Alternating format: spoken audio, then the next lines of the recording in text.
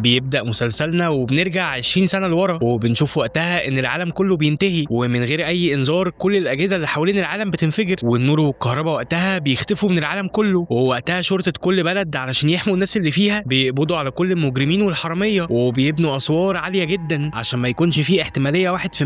لأي حاجة غلط تحصل. وبطلنا جون كان من الناس اللي بيعرضوا حياتهم كل يوم للموت عشان يقدروا إن هم يوصلوا شحنات للناس اللي جوه المدن دي. وطبعا الناس اللي بتوصل الشحنات دي زي جون بيكونوا مجهزين عربيتهم بأسلحة ومسدسات وكل طرق الحماية عشان يحافظوا على حياتهم ويحافظوا على الشحنات اللي معاهم. وجون بيقدر في خلال 20 سنة دول ان هو يتعلم طرق قتال كتير جدا عشان يقدر ان هو يدافع عن نفسه من المجرمين وقطاع الطرق. وبيوصل حال الدنيا ان حتى الشغلانة خطر بتاعت جون مش بياخد قصادها فلوس وكل اللي بياخده قصاد توصيل كل شحنة هو اكل وبنزين يكفوه ويكفوا عربيته. وبنعرف ان جون معاه شحنة يسلمها لمدينة سان فرانسيسكو بس جون في نص الطريق بيتعب وبيقعد شويه على البحر وبيقعد يفكر في اللي وصل ليه العالم وانه قد ايه كان زمان مبسوط. وبيطلع وقتها صوره لعيلته وبيفتكر ذكرياتهم سوا ولكنه بيكون بقاله سنين عايش لوحده ووحيد ونفسه حد يشاركه حياته ويكون جنبه عشان ما يحسش بالوحده دي. ولما بيوصل بطلنا لمدينه سان فرانسيسكو بيشوف قد ايه حال الناس اللي على حدود المدينه بيكون صعب وان هم كلهم عايشين في الشارع وبياكلوا من الزباله اللي سكان المدينه دي بيرموها فبيدوروا وقتها على اي حاجه ياكلوها او يستفيدوا منها. ولما بيروح جون هناك بيلاقي ان رئيسه المدينه عايزه تقابله وطبعا قبل ما بيقابلها بيبقى لازم يستعد كويس للمقابله دي فبيدخلوه وقتها الحمام وبيخلوه ياخد دش وبيلبس لبس جديد عشان يليق بالمقابله اللي هتكون مع رئيسه المدينه. وبيلاقي ان رئيسه المدينه اللي اسمها ريفن بتكلفه بمهمه وهي ان هو يجيب لها شحنه جديده من مدينه شيكاغو وبتوعده ان هو لو نقلها بسلام هتخليه يعيش في المدينه بتاعتها اللي هي سان فرانسيسكو. وبتفهمه برضو ان الرحله دي هتكون رحله طويله وخطر جدا بس في مقابل ده بيكون اي حد في العالم بيتمنى ان هو يعيش في مدينه سان فرانسيسكو لان الناس اللي عايشين جوه المدينه دي بيكونوا عايشين في العالم كأن هو لسه ما انتهاش. وفي الوقت ده بيتمنى جون ان هو ياخد التصريح ويقدر ان هو يعيش جوه المدينه لان هو زمان كان عايش مع اهله فيها وبيفتكر وقتها كل ذكرياته مع اهله وبيقرر وقتها ان هو يخاطر بحياته وهو عارف كويس قوي ان دي هتكون رحله صعبه بس عشان يرجع للمكان اللي كان عايش فيه مع ابوه وامه. بس ريفن وقتها بتديله ساعه يلبسها وبتحذره ان هو بس مسموح له 10 ايام لتوصيل الشحنه وان لو ده ما حصلش يعتبر ان الاتفاق ما بينهم انتهى. بعد كده بيعرفنا الفيلم على شخصيه جديده وهي الشورتي ستون اللي بيكون نفسه ان العالم يرجع عالم قانون زي زمان وبيكون بيطارد اخين لصوص والاخين دول بيكون معاهم اسلحه ومتفجرات كتير وبيهربوا وقتها من الشرطه. بس طبعا في الاخر ستون والشرطيين التانيين بيعرفوا ان هم يقبضوا عليهم وبيفاجئنا ستون وقتها ان هو بيطلب منهم ان هم يختاروا ما بين اختيارين. الاختيار الاول ان واحد فيهم يموت نفسه والتاني يعيش حر من غير سجن والاختيار التاني ان هم الاثنين هيتقتلوا على ايد الشرطه. وبنلاقي وقتها ان الاخ والاخت بيفكروا كتير وبيختاروا في الاخر ان هم يموتوا مع بعض. بس وقتها الاخ بياخد المسدس فجاه وبيموت نفسه وبنعرف ان هو عمل كده علشان اخته تعيش وستون وقتها بيفرح بالاختيار ده بس بيوشم دراع الاخت اللي هتعيش عشان اي حد يقابلها يعرف ان هي مجرمه. وبنرجع تاني لبطلنا جون وهو بيقابل صاحبه عشان ياخد منه خريطه اللي هيمشي عليها عشان يقدر يوصل لشيكاغو وبيتحرك على طول في طريقه عشان يقدر يكسب وقت عشان يلحق المهله اللي ريفن اديتها له. وجون وهو في طريقه لشيكاغو بيقابل كوايت ودي اخت الحرامي اللي الظابط ستون وشمها اللي بتكون عايزه تسرق العربيه بتاعته وبترفع السلاح في وشه وبتنزله من العربيه وهو بيبان عليه ان هو مستسلم لكن فجاه بيرفع بايده سكينه وبالايد التانيه مسدس. في اللحظه دي بتظهر عربيه ايس كريم سايقها كلاون اسمه سويت دوز وبيضرب عليهم وقتها نار وبيجبروا ان هم يتعاونوا مع بعض عشان يقدروا ان هم يقتلوا المهرج ده لان بيكون معاه اسلحه متقدمه جدا وممكن يموتهم هما الاثنين. وبيكون وقتها بيحاول ان هو يوقفهم باي شكل ويقنعهم ان هو عايز يتكلم معاهم بس طبعا هم مش بيسمعوه وبيضربوا عليه نار بكل الاسلحه اللي معاهم وهو كمان وقتها بيرد عليهم بالاسلحه وبالقنابل. وفي اخر المطارده دي بيقدر جون وكوايت ان هم يهربوا منه بس العربيه بتصطدم بفندق قديم وبسبب ان هي بتصطدم بالفندق العربيه بتعطل وجون وقتها بيحاول ان هو يصلحها. فجاه بيظهر سويت دوز تاني وبيدخل الفندق اللي هم فيه وعلشان كوايت بتشوفه الاول بتهرب وبيقعد يضرب في جون وهو بيضربه بيخبط جهاز بيشغل اغنيه وبيكتشف وقتها سويت دوز ان جون ليه نفس ذوقه في الاغاني. ولما ده بيحصل سويت دوز بيحس ان هو حب جون ومن كتر فرحته ان ذوقهم شبه بعض بيقول له انا هقدم لك مسرحيه وعايزك تقول لي رايك فيها بصراحه. وبيبتدي ان هو يجهز نفسه للعرض المسرحي بتاعه وبياخدنا الفيلم وقتها الجزار على حدود لاس فيجاس بس ده مش بيكون اي جزار ده بيكون جزار لحوم بشر بيقتل البني ادمين وبيدي لحمهم لاكلي لحوم البشر. وكان عنده 2 صحاب اسمهم سيت ومايك اللي كان بيجهزهم عشان يقتلهم وياكل لحمهم للزباين. وبنلاقي ستون وقتها دخل فجاه على الجزار وقتل كل اكلي لحوم البشر اللي عنده وعرض وقتها على سيت ومايك ان هم يكونوا من فريقه. اللي بيكونوا بيحاولوا يرجعوا النظام للعالم، وطبعا وقتها بيقبلوا ان هم يكونوا معاه، وعشان يدخلهم معاه في الفريق طلب منهم الاول ان هم يعملوا مهمه ويثبتوا ان هم جادرين بده، والطلب ده ان هم يقتلوا 2 بيحاولوا يسرقوا موارد بشريه من قاعده عسكريه. ومايك وقتها بينفذ المهمه وبيقتل واحد منهم، بس سيت وقتها بيحس ان ده ظلم لان هو بيكون بس بيسرق اكل عشان ياكل، وبسبب ان ستون كان ممكن يقتل سيت بسبب الموضوع ده على طول وقتها مايك بيقتل التاني، وبيبين انه سيت هو اللي عمل كده. وبنرجع بعدها لسويت دوز اللي كان بيجهز نفسه بمنتهى السعاده عشان يقدم العرض المسرحي، وبيقعد جون عشان يتفرج عليه، وفجاه بيلاقيه حابس كوايت جوه قفص ازاز، وبيقول له ان هو هيسيبها محبوسه كده لحد ما تتخنق وتموت، وهو هيكون بيستمتع بكل لحظه في الوقت ده. ولان كوايت بيكون معاه مفاتيح عربيه جون، بيحاول جون وقتها ان هو ينقذها، وبيقنع سويت دوز وقتها ان هو يسيبها تتفرج معاه على العرض عشان لما يعمل العرض يكون في جمهور اكبر يبقى النجاح اكتر. وفعلا بيقتنع وبيقدم عرض طويل وممل، وبيكونوا مش قادرين ان هم يكملوا العرض وبيناموا اثناء العرض، ولما بيخلص بيروح يسالهم بمنتهى الفرح عن رايهم، وجون وقتها بيخاف منه وبيقول له طبعا كان تحفه، لكن وقتها سويت دوز بيعرف ان هو بيكذب عليه وبيكون هيموته. ولما بيسال كوايت عن رايها بتقول له بمنتهى الصراحه ان هو كان ممل وان هي نامت وهي بتتفرج، فبيحترم وقتها ده وبيفرح برايها. ساعتها جون بيقول رايه الحقيقي وان العرض كان مقرف، وبيفرح وقتها برايه هو كمان، وبيقرر ان هو خلاص هيحررهم، بس علشان يرضي نفسيته المريضه بيولع في الفندق، وبيبقى مبسوط جدا وبيضحك وهو شايف النار بتاكل الفندق. وجون بيمسك الخريطه بتاعته وبياخد كوايت معاه وبيمشي وقتها في طريقه، وفجاه كوايت بتشوف واحد من اللي تسببوا في قتل اخوها اللي بيكون راجل من رجاله ستون، وبيستغرب جدا جون لان مش موجود في الخريطه بتاعته ان في نقطه تفتيش في المكان ده، ولان كوايت اتسرعت وطلعت تهاجم الراجل اللي شافته من رجاله ستون، فافتكرها وقتها وطلع جهاز كهرباء وكهربها هي وجون. ورجاله ستون وقتها بيفتشوا العربيه وبيلاقوا فيها الخريطه اللي كان جون بيستخدمها، وبيودوها وقتها لستون، وساعتها ستون بيروح لجون وبيساله عن الخريطه، وجون بيقول ان هو لقاها على الطريق وان مفيش حد اداها له، بس ستون كان متاكد ان في حد اداها له وهو لازم يوصل له علشان يموته. وبنعرف ان ده بسبب ان اللي رسم الخريطه دي عارف كويس جدا نقطه التفتيش اللي ستون قعد ياسس فيها في سنين كتير، وامر رجالته وقتها ان هم لازم يوصلوا للي رسم الخريطه دي. وبيقعد ستون وقتها يعذب جون وكوايت عشان يقولوا له مين هم الخريطه دي، وجون عشان اصيل وخايف على صاحبه ما رضاش ابدا ان هو يقول على اسمه. ولحسن الحظ ان ستون خلى ست هو اللي ياخدهم على الجرف عشان يرميهم من فوق، يا اما ينتحروا يا اما يقتلهم بمسدس ويموتوا هما الاثنين، بس لان كلنا عارفين ان ست مش بيوافق على اللي بيحصل ده وان هو من جواه انسان طيب بيقرر ان هو يساعدهم يهربوا. فجون وقتها بيروح يدور على مفتاح عربيته، وكوايت وقتها ما نسيتش تدور على الراجل اللي تسبب في قتل اخوها وراحت تقتله. ولما اكتشفوا رجاله ستون ان هم هربوا بيعلنوا وقتها حاله الطوارئ، بس كان فات الاوان خلاص وبيكونوا هربوا، بس للاسف رجاله ستون بيقبضوا على ست وبيقرروا وقتها ان هم يحاسبوه ان هو ساعد جون وكوايت عشان يهربوا. وهم في الطريق بتحاصرهم عربيات نقل كبيره ومش بيكونوا عارفين يعملوا ايه، وفجاه بيلاقوا ست فتحت عربيه منهم وبيفتكروا وقتها ان هم خلاص هيموتوا، ولكن لما بيدخلوا بيلاقوا جوه حياه مختلفه تماما، العربيات كلها بتفتح على بعض وبيطلع في ناس عايشه جوه، وبنعرف ان هم كانوا بيعملوا كمين لجون عشان القائده بتاعتهم جدتها تعبانه ومحتاجه ان جون ينقل لها ادويه عشان تقدر تخف، ووعدته ان هو لو عرف يجيب الادويه دي هتديله اسلحه كتير تساعده في الطريق بتاعه وفي شغله. وفعلا جون وقتها بيوافق على مساعدتها وبيروح المكان اللي هم قالوا له عليه، وبيلاقي هناك شابه جميله بتعالج الامراض بالنباتات، واول لما بتشوفهم بتستقبلهم بعصير يشربوه، واول لما بيشربوه بتتشل حركتهم وبتقول لهم ان هم هيفضلوا كده وان هي بتستخدم اعضاء البني ادمين في تخصيب النباتات الطبيه بتاعتها لان هي وقتها بتكون فاكره ان هم مجرمين، لكن لما بتشوف الرساله اللي معاهم بتعرف هم من طرف مين، فبتديهم مضاد للسم ده وبيرجعوا وقتها كويسين، وكمان بتديهم النباتات اللي هم طلبوها، اللي بيكتشفوا بعد كده ان النباتات دي عشان تسرع موتها لان هي تعبت من الالم جدا وعايزه تموت، والعيله كلها بتكون عارفه ده وبيتجمع وقتها حواليها العيله بتاعتها وبيودعوها، وبعدين بيحطوها في عربيه وبيفجروا العربيه دي عشان تموت الجده في سلام، وبتتولى حفيدتها وقتها قياده عربيات النقل كلها بكل الناس اللي عليها، وبيتصلوا وقتها بامبر اللي بعت العلاج وبيبلغوها بوفاه الجده. وقتها جون وكوايت بيزودوا عربيتهم باسلحه جديده وحاجات يقدروا يدافعوا بيها عن نفسهم، وهم ماشيين في طريقهم بيلاقوا عربيه عامله حادثه فبينزلوا عشان يسرقوا منها اي حاجه موجوده، وبيبان ان كوايت مخبيه نبته جوه هدومها وبتحطها في المشروب اللي هتديه لجون، وفعلا وقتها بيشرب جون وبيحس بدوخه وبيعرف ان كوايت بتخدعه، ولكن هي في الحقيقه بتكون عايزه تنتقم لاخوها من كل الشرطيين اللي تسببوا في قتله، وما كانتش عايزه تدخل جون معاها عشان ما يغامرش بحياته، وبتتجه وقتها على طول لمركز الشرطه وعرفت تطلع في عربيه 2 ضباط وقتلتهم، وهي داخله في واحده من الضباط اشتبهوا فيها بس وقتها بتقدر ان هي تقتلها، ولحسن حظها بيكون سويت دوز برضه متجه لمركز الشرطه وبيقعد يقتل في الشرطيين يمين وشمال، وكان ست اللي هربهم محكوم عليه بالاعدام لان هو ساعدهم، والغريبه بقى ان سويت دوز بيساعد كل المساجين وبيقتل كل الضباط وبيحرر سيت كمان وبينقذه من الموت، وعشان سيت طيب ما بيرضاش ان هو يموت مايك صاحبه وبيسيبه يعيش وبينقذه، وكل المساجين بيعتبروا ان سويت دوز هو قائدهم ومثلهم الاعلى، وسويت دوز بيعتبر ان سيت هو صاحبه وبيسمع كلامه لما بيقول له ان هو يروح لكل اقسام الشرطه ويكبروا الفريق بتاعهم ويحرروا كل المساجين. وقتها ستون لما بيعرف ان كوايت هي السبب في كل ده بيكلمها عن طريق جهاز لاسلكي وبيقول لها خلينا نتبارز انا وانتي بس، فهي وقتها بتوافق عشان هي عايزه تنتقم منه هو، فبيقول لها وقتها على المكان اللي هي تروح فيه وهتكون المبارزه بتاعتهم هناك، وفعلا وقتها بتروح. بس اول ما بتروح المكان اللي قال لها عليه بتتهاجم من كل ناحيه وبيكون مصمم ان هو يقتلها بكل الاسلحه والمتفجرات والصواريخ، وخلاص وقتها كانت هتموت، بس جون بيظهر وقتها وبينقذها من ايده وهي بتكون مغمى عليها، ولما بتصحى بتلاقي ان جون انقذها فبتساله اذا كان قتل ستون ولا لا، وبتزعل جدا وبتتعصب عليه لما بتعرف ان هو ما عملش كده، بس لما بتفهم ان هو انقذها من الموت بتعترف له ان هي بتحبه، والاتنين وقتها بيتقربوا من بعض وبيكملوا يومهم مبسوطين. بس كوايت ما بتنساش طارها وبتطلع عشان تروح مركز الشرطه وتكمل انتقامها، ولكن بيكون في عاصفه شديده جدا في الجو فبترجع تاني هي وجون بيقنعها ان هي تكمل معاه رحلته عشان يرجعوا ويعيشوا مع بعض في سان فرانسيسكو بعيد عن كل ده، فكوايت بتكون خايفه من ده وبتحكي له وقتها قصه لما هي واخوها فرحوا زمان جدا عشان جالهم فرصه يعيشوا في بلد بعيد عن المشاكل، بس لما راحت البلد دي لقت ان هم بقوا عبيد عند الناس الاغنياء اللي عايشين جوه البلد دي، لدرجه ان اللي كان بيغلط كان بيتقطع جزء من جسمه، والاغنياء كانوا بيعملوا من الاجزاء دي مجوهرات ليهم، ولما مديرهم لقاهم بيتكلموا مع بعض قطع ودن اخوها وحطها في السلسله بتاعته وكان هيقتله، بس كوايت وقتها بتتدخل وبتقتل المدير، وعلشان كده هربوا من البلد دي، ولما طلعوا بره البلد قابلوا ستون اللي تسبب في موت اخوها، ساعتها جون بيصعب عليه جدا كوايت وبياخدها في حضنه وبيقضوا الليله مع بعض، وبعدها الصبح بيروحوا شيكاغو عشان يستلموا الشحنه اللي المفروض جون هيسلمها الريفن، وخلاص وهم بيستلموا الشحنه وراجعين لسان فرانسيسكو بيقابلوا وقتها ميري حبيبه جون القديمه وبيقضوا وقتها الليله كلهم سوا، وبنرجع تاني لسويت دوز اللي بيكون فريقه كبر جدا وبياخدهم وبيروح السجن اللي هو اتربى فيه، وبنعرف وقتها حكايته كانت ايه، وان هو كان طفل زي اي طفل تاني، بس امه وابوه كانوا بيستغلوه وما كانوش بيحبوه وشغلوه ممثل، وكان بيحب الجمهور جدا، بس اكتشف ان حتى الجمهور ما كانش بيحبه، كانوا بيحبوا الكلب اللي بيمثل معاه، وعشان كده قتله في العرض ودخل السجن ومفيش حد من اهله كان بيجي يزوره، وعشان كده برضه لما فرصه جات له والعالم انتهى جاب ابوه وامه في السجن ده وحبسهم لحد ما هما الاتنين ماتوا، وسيد ساعتها بيخاف جدا من سويت دوز وبيحس ان هو مجنون، ولما بيطلعوا لساحه السجن بيلاقوا كل الفريق بتاعهم متقتل على ايد الشرطه وكانوا هيموتوا كمان سويت دوز، بس سيد وقتها بينقذوا من ايدهم وبيقدروا ان هم يقتلوا كل الشرطيين، ولما بيجي الدور على مايك صاحب سيد بيعرف يقنع سويت دوز ان هو ما يقتلوش وان مايك هيساعدهم في رحلتهم ويوصلهم للظابط ستون، وعلى الناحيه الثانيه جون الغبي بيحكي لميري كل التفاصيل الخاصه بشحنته والديل اللي بينه وبين ريفن، فكل واحد وقتها في المكان بيحاول يقتل جون عشان ياخد منه الشحنه ويوصلها ويقدروا ان هم يعيشوا مكانه في مدينه سان فرانسيسكو، بس جون وكوايت بيعرفوا يهزموهم وبياخدوا الشحنه دي وبيتجهوا لسان فرانسيسكو، بس عشان حظهم النحس ده بيتسرق منهم العربيه وما بيبقاش جون عارف ازاي هيقدر ان هو يوصل الشحنه في خلال ال10 ايام المهله اللي ريفن اديتها له، وكان زعلان كمان عشان العربيه دي معاه من ساعه ما العالم انتهى، وكان بيحبها ومسميها ايفلين لان هي انقذته كتير، وكوايت وقتها بتوعده ان هي هتساعده عشان يرجعها، وفعلا بيروحوا عند الناس اللي سرقوها وكان صعب جدا ان هم يرجعوا العربيه، بس جون وقتها بيتحدى الكاهن بتاعهم والكاهن طبعا بيهزم جون لانه بيكون قوي جدا، ولكن كوايت راحت ضربت الميكانيكي اللي معاه العربيه واخدت منه مفتاح عربيه تانية وراحت تحرر جون من السجن بتاعه وحاولت تاخده ويهربوا عشان يوصلوا الشحنه في ميعادها، بس جون بيرفض ان هو يسيب عربيته، وفي الاثناء دي بيوصل الكاهن وبيفجر عربيه جون، وجون وقتها بيكون زعلان جدا وبيعيط، وبتفتكر كوايت وقتها ان جون مات في الانفجار وبتقرر ان هي تاخد العربيه التانية وتروح هي عشان توصل الشحنه، بس للاسف بيقابلها حرامي وبيقرر ان هو يسرق منها الشحنه والعربيه، وفجاه الحرامي اتضرب برصاص في دماغه واللي ضربته بتكون امبر اللي هي الدكتوره بتاعه النباتات، وبتدخل وقتها كوايت جوه عربيات النقل عشان تحميها، فبتتفاجئ كوايت وقتها ان جون جوه وفرحت قوي وقتها ان هو لسه ما ماتش، بس مش بتبين وقتها ده، وبيحاول ان هو يصالحها اكتر من مره وهي مش بترضى لان هو اتخلى عنها وما رضاش ان هو يهرب معاها بالعربيه اللي هي اتصرفت في مفاتيحها، وفي الوقت ده بتعرف الحفيده وامبر ان ستون الشرطي هيهاجم عربيات النقل بتاعتهم، فساعتها كوايت بتسمح جون وبيبداوا يجهزوا نفسهم عشان يقتلوا ستون، ولما وصلوا للمكان اللي هو فيه طلعوا بالعربيه بتاعتهم بعد ما صلحوها، وكمان الحفيده قررت ان هي تساعدهم وتطلع بعربيتها وتحارب ستون، وعلى الناحيه الثانيه بيبقى سويت دوز كمان وصل لارض المعركه، ولما بيلاقي جون وكوايت بيقرر ان هو يساعدهم، وكده بيكون في 3 فرق في وش ظابط ستون، الحفيده وجون وسويت دوز، وعشان سويت دوز بيكون متهور ومجنون بيطلب من ست ان هو يولع في دماغه عشان يشكل تهديد اكبر للظابط ستون ويخوفه. وبتبدا وقتها معركه شرسه جدا. ستون بيكون بيحارب بكل الاسلحه بتاعته والمتفجرات والصواريخ، وبيقدر ان هو يقلب العربيه بتاعه جون وكوايت ويحدف عليهم صاروخ، ولكن الحفيده بالعربيه بتاعتها بتستدرك الصاروخ ناحيته وبتقدر تخلي الصاروخ يضرب في عربيه لرجاله ستون، بس للاسف وقتها بتاخد رصاصه في رقبتها. وستون خلاص وقتها كان هيتغلب على جون وكوايت وبيكون هيموت كوايت، بس جون في اخر لحظه بيحدف الفاس في دماغه وبيقع ستون، وبتيجي كوايت عشان تديله رصاصه في دماغه، ولكن في اخر وقت بتقرر ان هي تسيبه يموت بالبطيء او ان هو ينتحر زي ما خلى اخوها ينتحر. وفعلا وقتها ده اللي بيحصل وبيموت ستون. واخيرا بينجح جون وكوايت ان هم يكسبوا المعركه دي ويوصلوا الشحنه ريفن اللي بتكون مستنياهم على باب المدينه، وما بترضاش ان هي تدخل كوايت مع جون وبتقول له ان الاتفاق كان معاك انت بس. وجون بيقرر ان هما الاثنين ما يدخلوش، ولان كوايت بتحبه قوي بتضربه بالرصاص في كتفه عشان ياخدوه جوه مدينه سان فرانسيسكو ويعالجوه. ولما بيفوق بعد العلاج بشهر بيقرر ان هو يطلع بره ويدور على كوايت، وساعتها ريفن بتحاول تقنعه بكل الطرق ان هو يقعد، لان الشحنه اللي هي كانت عايزاها كانت بس تجربه ليه عشان تعرف اذا كان هيعرف يوصلها في الوقت المطلوب ولا لا، وكانت عباره عن شحنه ايس كريم. والله العظيم ايس كريم.